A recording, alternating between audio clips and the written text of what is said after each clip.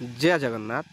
तो देखो ओडिशार समस्त शिशु सेविका आशायी प्रार्थी मानक tech for Odisha YouTube channel को स्वागत। तो देखो शिशु सेविका नियुक्ति आवेदन पत्र आसी जाइए। यही भली आवेदन पत्र को पूरण करी आपण माने विद्यालय स्तर रे शिशु सेविका आवेदन करें। तो देखो यही शिशु सेविका आवेदन पत्र रे ना सविशेष विवरणी रही।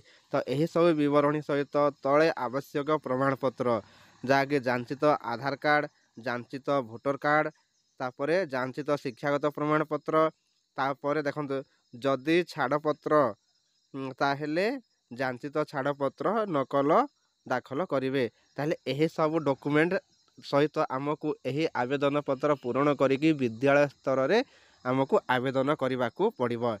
तो देखो मोटामोटी भाव जदि मु कहबी आवेदन करने पूर्वर मुख्य प्रोसेस बा वैकेंसी प्रोसेस को आगे बुझंतु।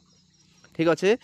तो मन रखु शिशु सेविका आशायी प्रार्थी माने सर्वप्रथम वैकेंसी पोजीशन को आगे बुझंतु, तापर आपण माने निष्पत्ति नेबे। तो देखो वैकेंसी केमिति बाहर देखो मु जनाऊँगी आपण मानकु। तो देखो सही चिठी रे एटी ना वैकेंसी कौन चिठी रे आमको ना सूचना दि जाए। देखो पद शून्य तो देखो ना पद शून्य संदिग्धीकरण बा आइडेंटिफिकेशन ऑफ वैकेंसी वैकेंसी केमिति बाहर आगे से कथा बुझंतु। तो देखो बीईओ बा ब्लॉक एजुकेशन ऑफिसर संपूर्ण योग्य विद्यालय मानकर तालिका सहित शिशु बाटिका क्लास 1 और क्लास 2 रे यूडाइस तथ्य अनुजाई छात्र भर्ती स्थिति आधार रे पद शून्य संख्या तैयारी करिवे।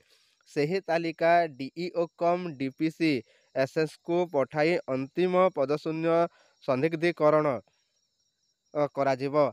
तापर अंतिम वैकेंसी लिस्ट कंसर्न हेडमास्टर को पठाजिबो जहाँ रे एसएमसी स्तर रे आवश्यक कार्य कराजिबो। तार अर्थ देखंतु आम विद्यालय मानकर यूडाइस डाटाबेस अनुसार ना क्यों क्यों विद्यालय रे सरकार द्वारा स्पष्टीकरण करा जाइथिबा गाइडलाइन प्रकार जेमिति कि 30:1 आ गोटे हला नहीं 30 रु 100 भितर गोटे शिशु सेविका थिबे हाँ कि नहीं आ 100 ऊपर थिले दुईटा। ताहले यही गाइडलाइन फॉलो करुथिबा छात्र छात्री संख्या जो विद्यालय मानकर उपलब्ध सही विद्यालय मानकर लिस्ट तालिकाभुक्त करिकी ब्लॉक एजुकेशन ऑफिसर बा गोष्ठी शिक्षा अधिकारी ना डीओ कम डीपीसी को ताहार लिस्ट तालिका बा लिस्ट बा तालिका प्रदान करिवे। तो डीओ कम डीपीसी सही लिस्ट को एप्रूव कर सारिला परे ही विद्यालय स्तर रे ताहार लिस्ट पठाजिबो वैकेंसी पठाजिबो। बुझीपारे। तो मन रखु प्रथम रु आपण माने एपटे सेपटे वीडियो न देखिकी सीधा सड़क आपणकर ब्लॉक बीओ ऑफिस रे पचारंतु ना वैकेंसी लिस्ट बाहरी कि नहीं। ठीक अच्छे।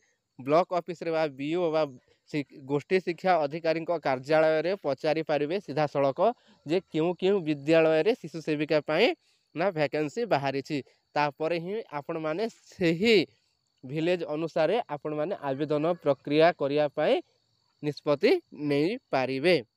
बुझीपारे। तो आम मैंने एपटे सेपटे न देखी निज ब्लॉक ठारे आमे यही पदवी ना केते केते विद्यालय रे वैकेंसी बाहरी सेटा आपण माने जानी पारिबे ब्लॉक एजुकेशन ऑफिस को जाइए पचारिकी। ठीक अच्छे। तापर देखो ये रिजर्वेशन कथा लिखा जाइए। देखो रिजर्वेशन तो कौन कौन केमिति रिजर्वेशन रहिबो ताहले देखंतु ना जदि आम रिजर्वेशन कथा जदि चिंता करबा ताहले देखंतु एहा एसएमसी बा स्कूल मैनेजमेंट कमिटी द्वारा स्व इच्छा भित्तिक सेवा ताहले मन रखंतु शिशु सेविका होचे गोटे वॉलंटरी सर्विस। ठीक अच्छे। तो स्व इच्छा भित्तिक सेवा नियुक्ति हेबारु एवं निर्दिष्ट समय पाए निर्दिष्ट पारिश्रमिक उपरे हेबारु रिजर्वेशन रोस्टर लागू हो लागू हेब नाही। ताहले ये होचे गोटे वॉलंटरी सर्विस से रिजर्वेशन आउ नाही। ठीक अच्छे। तो ये एसएमसी बा विद्यालय परिचालना कमिटी जहाँ को बाछिबे सीए ही हो पार ये कौन रिजर्वेशन सिस्टम नहीं ठीक अच्छे तापर मानदंड ताले देखो सेविका मानू प्रति मासरू 3000 किंबा समय समय रे ओडिशा सरकार द्वारा निर्धारित हार अनुसार स्कूल रो कार्य दिन रे प्रति मास एसएमसी द्वारा सरकार प्रदान करिथिबा अनुदान रु दियाजिबो मानदंड को पीएबी प्रोजेक्ट अप्रूवल बोर्ड अनुमोदन को ध्यान रे रखी ओडिशा सरकार विद्यालय और गणशिक्षा विभाग द्वारा निर्धारित करा जिवो ठीक अच्छे तापर मानदंड देखो मानदंड शिशु सेविका मानदंड सीधा सड़क बैंक खाता को प्राथमिक शिक्षा निर्देशालय द्वारा हस्तांतर करा जिवो ठीक अच्छे ताहले देखंतु बर्तमान मुख्य जिनिस जोटा कि समस्ते जानिबा निहाती दरकार आ सेही प्रोसेस फॉलो करबा निहाती दरकार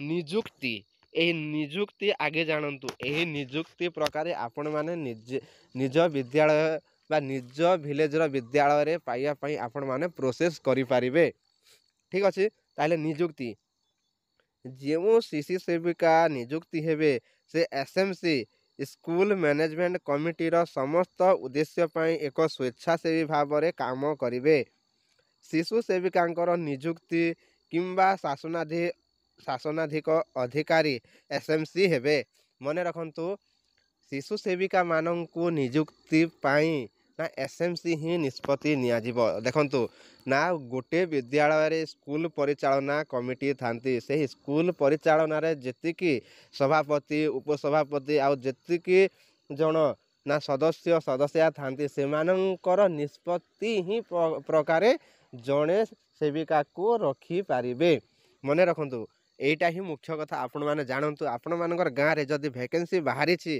ताले सीधा सड़क आपण माने आपणक विद्यालय रो बा आपणक गाँ रो विद्यालय रो ना एसएमसी परिचालना कमिटी को निजर मतामत दियंतु बा निजर जहाँ भी मानदंड अच्छी से ही प्रकार आपण माने सेमानकु बा सदस्य मानकु कही कि आपण माने करई पारिबे ठीक अच्छे ताहले तापर देखंतु शिशु सेविका नियुक्ति किंबा विच्छेद अनुसंग रे ब्लॉक एजुकेशन ऑफिसर अपील अधिकारी हेबे ताहले अपील अधिकारी किए हेबे ना ब्लॉक एजुकेशन ऑफिसर और district education officer block education officer का निष्पत्ति विरोध रे रिव्यू करि पारिबे जदि देखंतु कैंडिडेट बहुत गुड़ाए हुंदे ताहले ना सेमानंक मध्यरे बाछिबारे टिके असुविधा हेबो किंतु से क्षेत्र में मध्य एसएमसी निजर मतामत देकी रेजुलेशन प्रकार जनकू रखी पारिबे ठीक अच्छे यहीटा थिला आमर मुख्य जिनिस शिशु सेविका पाई